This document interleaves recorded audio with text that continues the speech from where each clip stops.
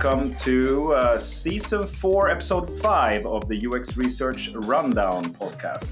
My name is Henrik Mattsson. I'm the CEO of Lookback and the host of this podcast. As you know, if you've followed this season so far, we are talking this season to people who are giving talks at the very soon to come it's called Research Week. Sorry, Alec and learners, I always get this wrong. Research Week conference in San Francisco coming up in a couple of weeks now, only the first week of June. And with us today, this guest is Abby Hoy Baylen, who is with Later. Social media like scheduling tool. That's how I know it anyway. We use it for like, if you see this on social media, clips from this, it will have been posted with this tool. Love it. Very practical. And as always, well, first of all, thank you for being here. Appreciate the time. Thanks for having me. Awesome. As always, we start with the origin story. How did you get into UX research? What was your background and how was that road? And we always talk about this because a lot of people are on that journey or just recently made that journey, and it's always great to hear kind of how other people got into the field. So we'll start there, and then we'll kind of move over to talking a little bit about your upcoming talk. Yeah, for sure. So like 90% of people in the research field, it was a winding journey.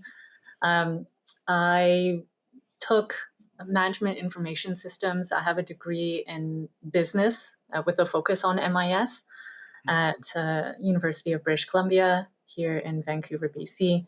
And I did the co-op program back then, and I graduated and got into web design. And at that time, it was the burgeoning of the .com era.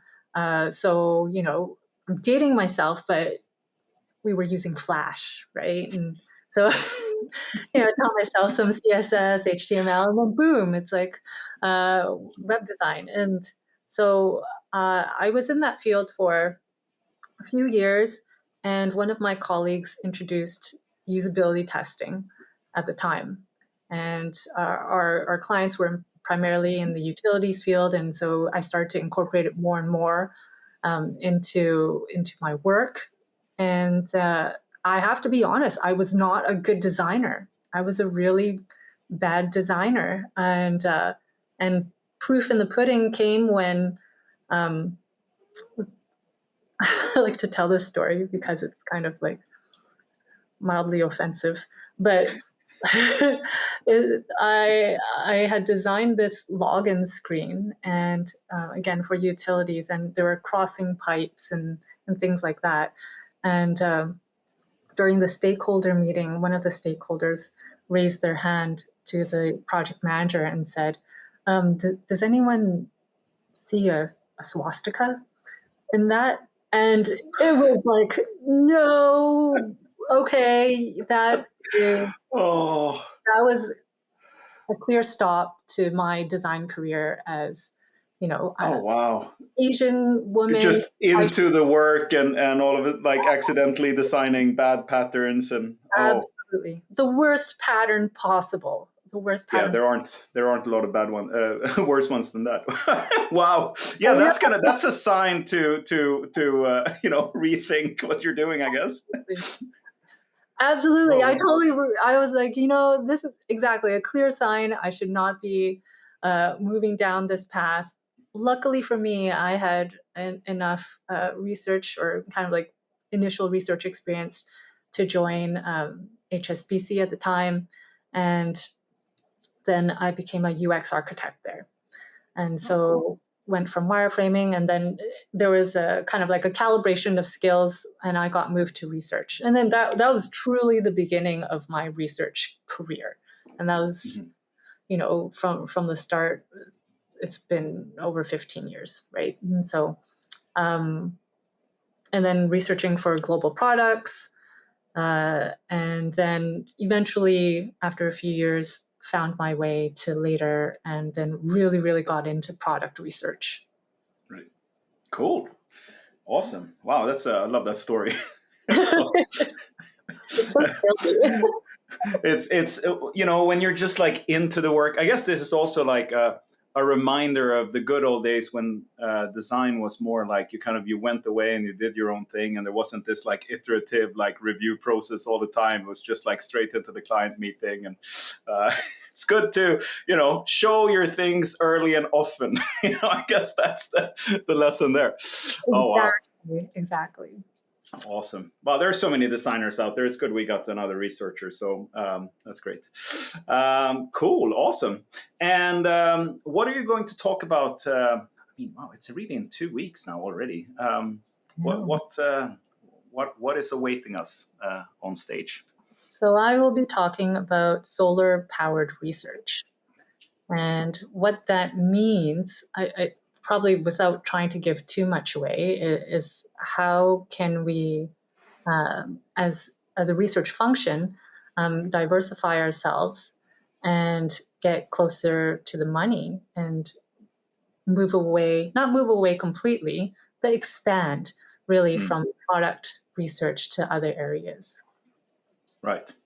I mean, there's so many interesting topics like this kind of rising to the surface at conferences now. Is this something that you have been thinking about for a while, and then this was kind of like an opportunity to do it, or is this something that has kind of been triggered by recent events in our field, or kind of like how did you arrive at that topic?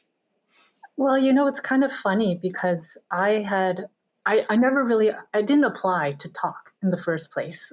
Oh, It was really, it was really a conversation. It's like another funny story. It was a conversation that I had with Alec. I had spoken at the conference maybe 3 or 4 years back about another topic, mixed methods, and Alec was doing a bunch of really interesting interviews with other people, and I just followed up with him on LinkedIn and said, "Hey, this was a really cool interview that you just had with this person, and I just want to say that's great. Like, I love hearing this stuff." And then so we just started talking about what I was doing, and and I was pretty passionate about where my team was moving within later, and how we were getting more projects outside of product. And then he said, "Hey, do you want to do a talk about this?" And I figured, well, Abby, it's probably time to get out of your cave and talk to people again. So I said yes. Awesome, great. I love that when Alec gets like he has a nose for good ideas like that. I think it's one of his many talents for sure. When you say, just before we get too deep into this without defining it, like when you say other than product research, I think I have some idea what you mean, but could you give some examples of things that are like other than product research? Yeah, for sure. So other than product research, I'm talking about market research specifically for content marketing. And and then also expanding to areas like demand generation within marketing as well. And then the other area that's been really transformational for us as a team is around supporting the revenue teams. And so by the revenue teams, I'm talking about customer success, I'm talking about sales. So any team that's customer facing, but actually trying to generate revenue from those conversations. Right. That's so interesting. I mean, it's how do you, so many questions right away, how to sort this out. Okay, so I know there's a bunch of, when you come from the tooling space, and I talk to a lot of people building tools also, we have a great community there with like all the co-creators as we call them. But there's always been this kind of like, I think you've come across that if you build tools for this space, you come across this thing where there are so many conversations happening with users and customers. The companies are interacting across the board, whether it's customer success or whether it's sales or whether it's social media or whether it's marketing or something like. There are a lot of contact, surface area basically where conversations are being had, but they're not traditionally seen as, areas of research or like as research, etc. So how how has it been to move into those areas? Are people kind of surprised to see you and the research team there, or like what's the reaction? Well, I wouldn't really say surprise. There is a little bit of surprise actually within the company as I would say as new leaders come in and they figure out or they find out really that research as a function actually exists within the company. So there, in that level, yes, they're surprised, but really for everyone else, it's delight.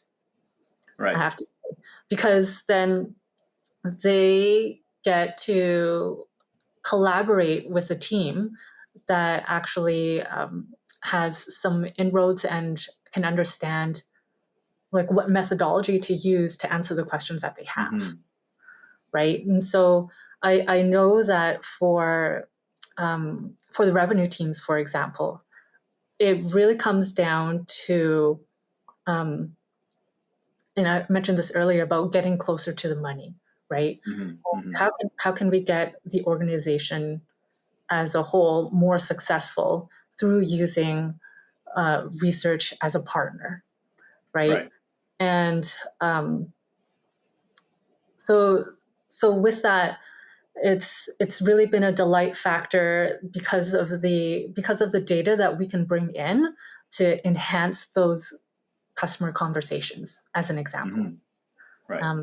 And then from a marketing example, then it really is about how can we bring some level of proprietary data to whatever it is that we're trying to communicate. Interesting. And what's the most, I don't know how much you've how much data you've collected across these different functions, but when I talk to marketing people, they often tell me that it's so hard to measure impact of marketing, and it's so hard to understand like what's working, what's not working, and all that stuff. And are there some of these that are kind of like easier to research than others? Or is it kind of like the just as with products, some things are easier than others? Or yeah, I mean, like, so I think how we try to approach it is like, what can differentiate ourselves, right, within the industry, right? And so among the competitors, what can differentiate ourselves, and actually where are we missing the mark, right? Are the things that we need to be doing to actually get onto the same playing field, and really examining, back to the differentiation, examining what our strengths are, right? And so it's more about like taking advantage of those areas that we have access to. And then for us, it's one of those areas is that we have access to tens of thousands of creators as part of our database. And I'll actually talk a little bit more about later in a moment and why we have access to those creators. But through doing some level of like quantitative research with these respondents, or with this pool, this data set really that we have, then that's something that we can deliver to marketing and say, this is a differentiator for us. And through this, you can create something, these thought leadership pieces, right? It could be like, demand gen, email marketing, social media. It disperses into, or it can be reused into so many different bits. And then so can we measure? So there are many different ways of measuring the success then of those bits, right? Because based on engagement, or based on, just kind of like views and saves, etc. Right? So that's kind of how I see it. Interesting. Yeah, no, it's I love it. I mean, I've always seen, and people who follow this podcast have heard me talk about this, but I think kind of the researcher skill set is applicable like across a bunch of different areas. I often think that you can think about anything as kind of like a product, really. I often talk about this in terms of like, to understand our stakeholders, like, we're kind of researching research as a product internally to see kind of how we create value, just the way that, like, how do our users use the research. So for me, it's not surprising that you can have success outside of kind of like traditional usability testing product research, but I also see that not a lot of people do it, and I'm sure there's going to be a lot of interest in this talk because people are like, oh, that might be interesting, so what are some of the first of all, am I correct about this, or is this just some kind of narrow view I have that this is fairly uncommon what you're doing? And if I am correct, like, what do you think are the things that are stopping people from venturing outside of their traditional box, so to speak? Yeah. So to your first point around where we are as kind of like a research function within this landscape, you have to be pretty nimble, I would say, as a team to move into these different areas. And I know that some companies, they might be restricted by the size or by the strategies that they have for research in general. So the speed of movement might be slower, but I feel like directionally, this is where research is going over the next 5+ years, really. And I believe that this is where we need to go. I think that we cannot stay within product and just focusing primarily on visual interaction. I think that is one component of it, right? I really think that research leaders need to embed themselves with the idea of diversification, right? That you're running a business, and maybe this has to do with how I have a business degree, and so I think about diversifying things a lot more, right? And then to your second question around what could potentially be stopping people, like I mentioned, there are things. You have to create relationships, and that takes time, right? Yeah. First off, you have to create a level of trust and belief within the company, within product first, right? If that's where you originate from. And then from there, you demonstrate your value to other teams. But it all starts so much with the conversation and also, like you were saying earlier, knowing that this skill set that we have can lend itself towards other areas, right? I do, however, feel that it is that a team would need to lean more into their quantitative skill set than their qual. Oh, interesting. Tell me more about that. What makes you say that? Yeah, because I think that with the quantitative, there's more. It has to do with the output and the deliverable. It's quite different than from product, right? So for marketing and sales or revenue teams, as an example, what we should be delivering, if we're talking about interfacing with external consumers or brands who might be purchasing something, a lot of it is around conversion and changing the way people think. And usually that shift happens when there's evidence of numbers, right, of data. And I'm not saying that qualitative doesn't provide that evidence, but I'm just saying that the conversion of that, how people think, I believe is probably a bit lower. Can we use qualitative to supplement? Absolutely. So we're helping to create a marketing report that is gated, for example, or some type of lead generation marketing report. It would have both components, but the majority would be led by data-led, really. Right, because those fields that you're delivering to are traditionally more quant-led. Is that how I should understand it? Yeah, I think in terms of the deliverables themselves, typically are quant-led, right? So if we're delivering the reports, it's more quant-led, right?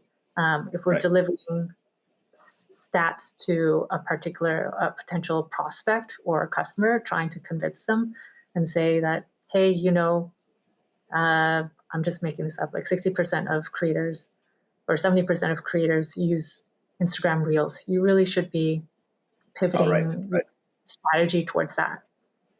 Right. Because you have all of that data, of course. Yeah. Interesting. Yeah.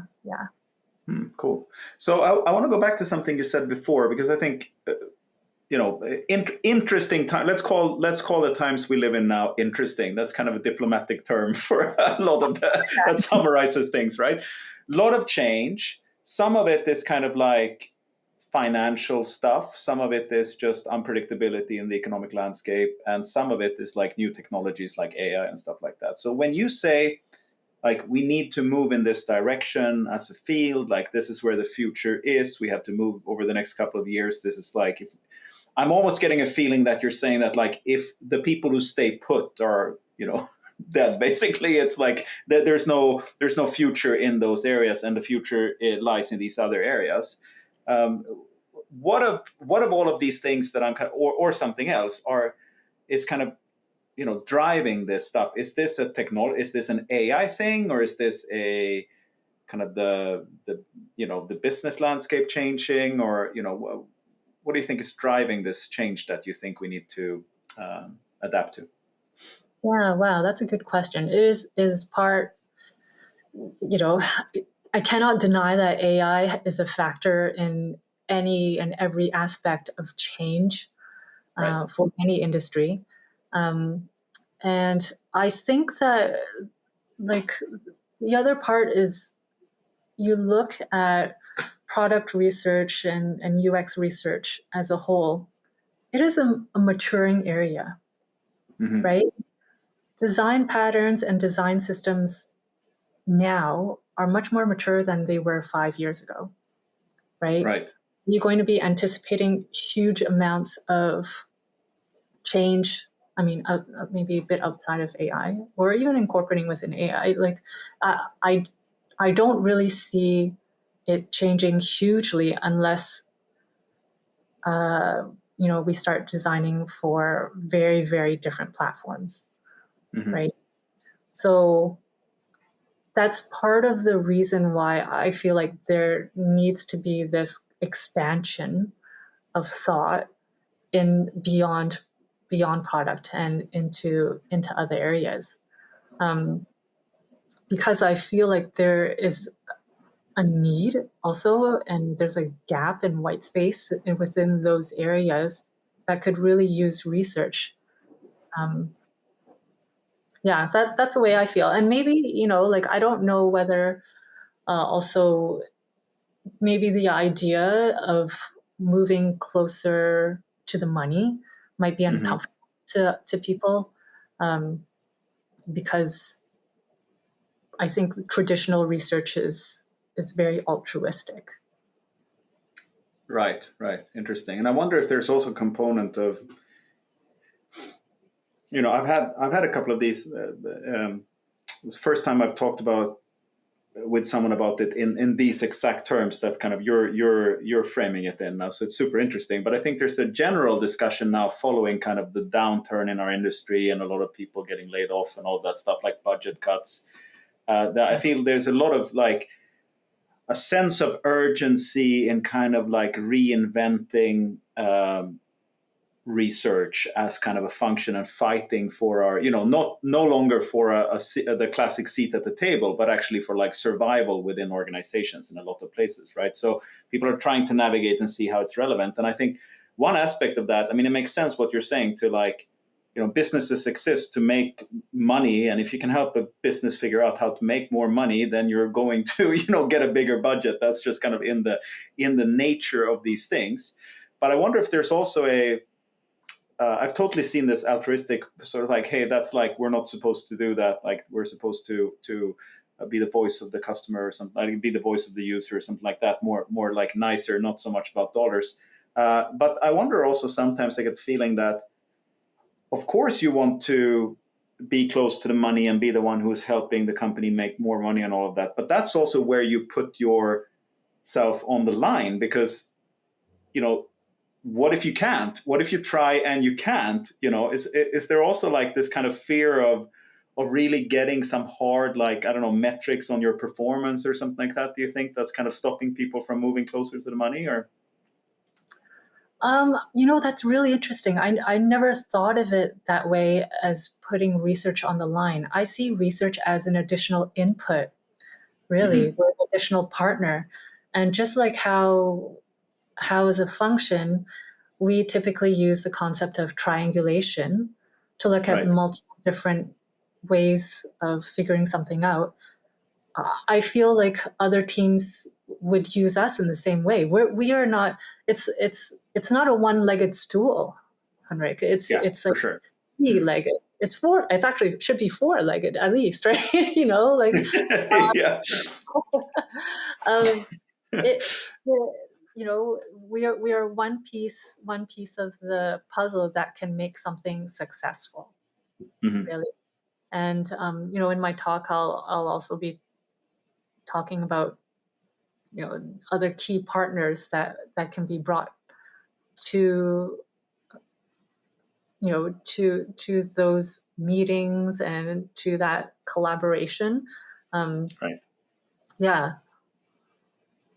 Interesting. Cool. And I'm definitely going to check that out. What was my other question I had about this? I agree with you, by the way, that like personally, like based on everything I've seen in this field and heard in this field, I think that research should always like expand into other areas. I actually think that it's kind of like, it has that special skill set to offer. I'm not surprised when you say that people are like delighted to see the research team show up because they can help, right? I mean, I think that's when research does its job, that's the feeling that people have, right? And if you haven't worked with research and then you get that kind of that experience of like getting very helpful decision making, information, that's a great feeling. So like I always think like, hey, just jump into anything. Like you can apply this method to any aspect of the business, really. But I also know that people can sometimes be overwhelmed just like trying to do the research that in their small area. We talked about the size of the team and stuff like that too. To what extent, like people listening to this, is this something that is kind of like, how do you relate? How should you position yourself in relation to this if you're, let's say, more junior? Is this something that is like something that research leaders should think about, or is this something that the whole research team should think about? Or because I'm sure it can like, yes, on paper I see why that would make sense, but I have like no idea where to even start as a researcher. Like what have you seen, and what are some like tips or something for listeners? Yeah, I mean, there's a couple of parts to this, right? Leadership should 100% be moving this forward, right? Mm-hmm. They should be building those relationships within the company and figuring out a roadmap for how to get there, right? Research should be planting those ideas, planting those seeds in the areas of like of marketing and revenue teams around how and what benefits research can provide as part of that. And then the other arm of the leader should also be working with the team to actually again plant seeds there as well, right? And just kind of give a vision, really give a vision of how research could look like and how and where we can expand into, right? And I think there's so much, there has to be a real openness to change. And I think that reality with the industry right now is that change is inevitable. Change is happening, right? We just have to prepare ourselves for it. And we have to be able to research is in the business also of reframing, right? We're in the business of changing mindsets, right? And convincing, right? And we have to do that internally within our own teams too, right? And so that's what I think. So for a junior researcher or intermediate or whomever, it has to start with their mindset and knowing that, oh, my skill set can be applied to other areas. It does not have to be confined to one particular area. Right.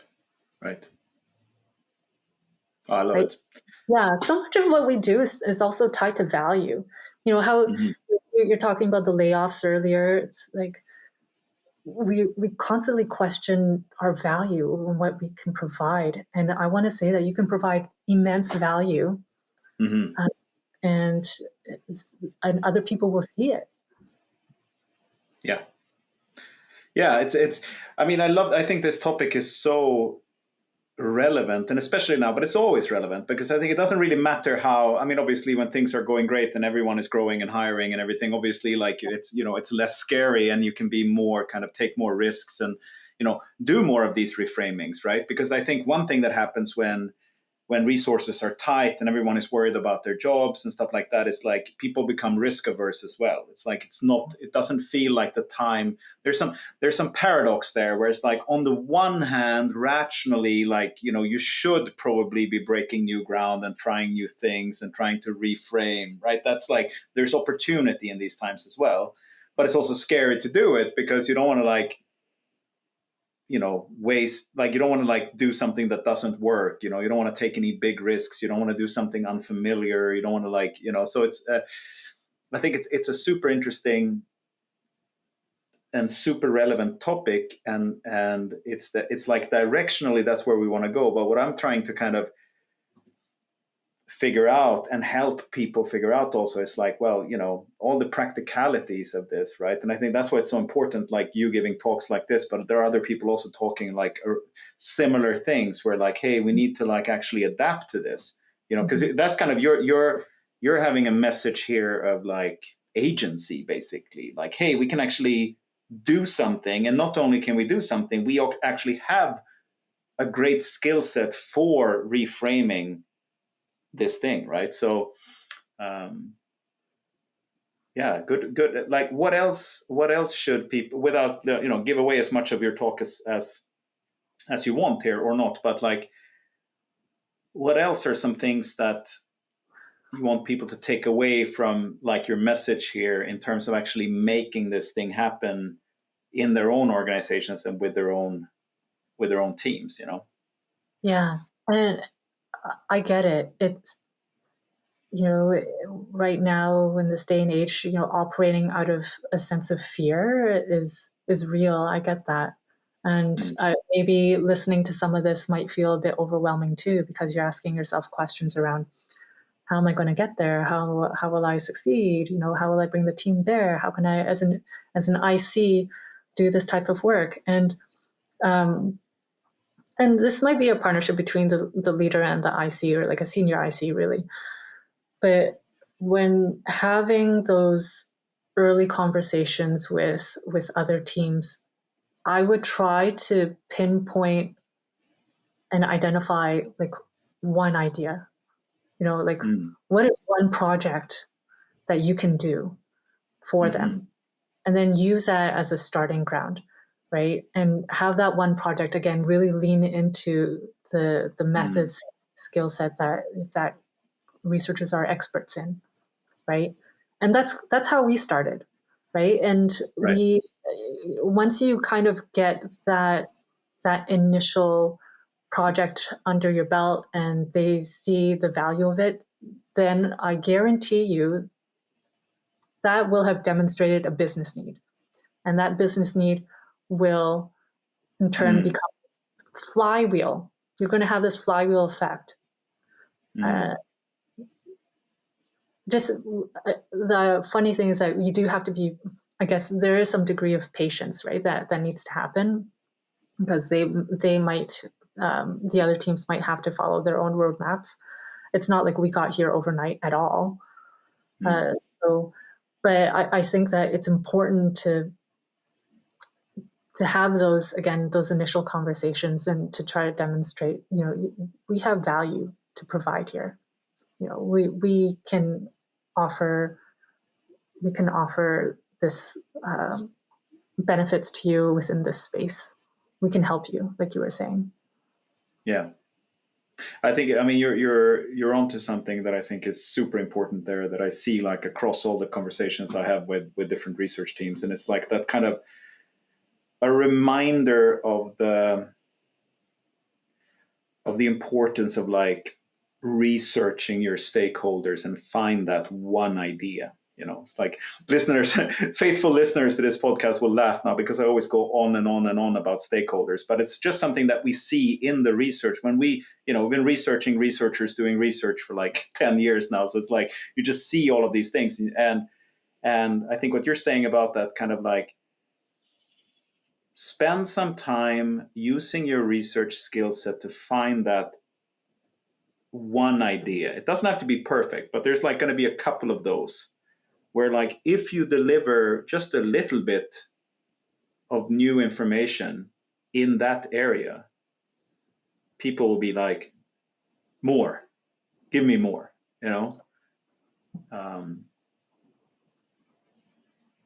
there's definitely something there. Did you have any moments like, what was your, to the extent you can talk about it, like what was your like one idea that you embarked with on this journey? I don't know to what extent you can share that on here, but yeah. And it's kind of funny because it actually with marketing, it just started really with a conversation around marketing had seen some of our work, and this is quite a few years ago, but then they were interested, can research help us with getting some data in this, because we had conducted some past surveys. And I was like, yeah, we can totally help. And it's kind of interesting where the dynamic was that we didn't know each other too well, but there was some slight interest and question of curiosity. Everything stems from curiosity, right? Yeah. Can research help us with that? And then same thing happened with like our sales and strategy team. And we were running a survey, and there was a question about a brand or something like that. And we're like, yeah, we can add those couple of questions into this existing survey that we're running. And then that was just like really small taste, such a small taste to those revenue teams. And they were like, wow, can we monetize on some of this? Like, can this help us? And so the project started to get a little bit more involved, a little bit bigger. And then it just became, I wouldn't say an expectation, but it became a part of a formula for them. And when you can become a part of someone else's formula, then you have demonstrated your need and your value. Yeah, absolutely. It's so interesting. It's I've seen this kind of thing where researchers are trying to prove their worth, but they are overthinking it a little bit, and kind of, instead of just finding this one, like what you're describing there, to most researchers, it doesn't sound like rocket science what you did, but to your stakeholders, that was like, oh my God, like you can find this thing for us. And that just goes back to the importance of like understanding your, when you're in a field and you're an expert, like you're not going to be so impressed by like a couple of survey questions, but like when you're a stakeholder and you haven't had this resource available to you, then it can be, super valuable. So it's like, don't overthink it, I guess, is the takeaway there, right? It's like, start somewhere and roll with it. Yes. And then I would add to that is that like again, going back to the value, they don't have that information right now, right?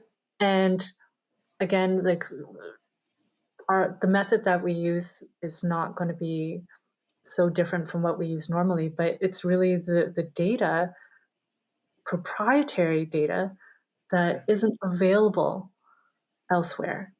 Like you can't search for it, right? But we have it through our own methods, and that's provided.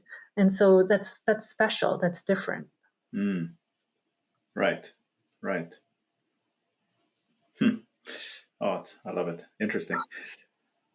So cool. What is like you've been talking about, I mean, it sounds like, you've been talking about marketing and those things, but like, what are some other, would those be, when you say kind of solar powered, like, and get closer to the money and everything, it's like, obviously you start thinking about like the sales team or something like that. But are there some other, like, what are some of the possible avenues that you can take to get closer to the money? And I'll tell you why I'm asking, because I think for some like product research for a product-led company would technically also kind of in a sense be close to the money. But could you clarify a little bit what you mean by like being close to the money? I think I know what you mean, but I want to kind of hear your take on it. Yeah, that's a good question. So when I say get close to the money, how can we get close to contributing to the sale of something? Right. If you really want to be kind of ambitious, like how can research be another line item within the balance sheet, right? And so that's what I mean, like as close to the revenue making as possible. Right.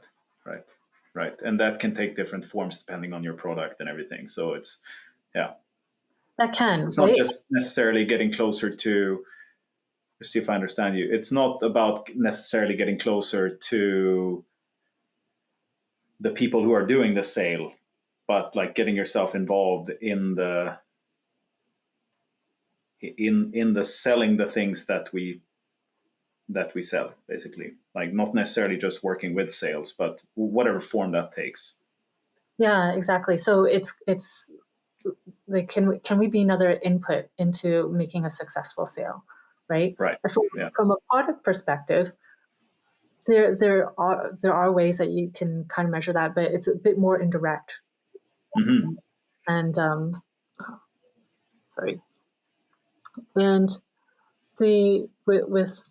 with product, it's more indirect because we're research is less of a direct input into something. We would be providing a lot of discovery and generative research, but it's a bit more harder to measure. Whereas with sales and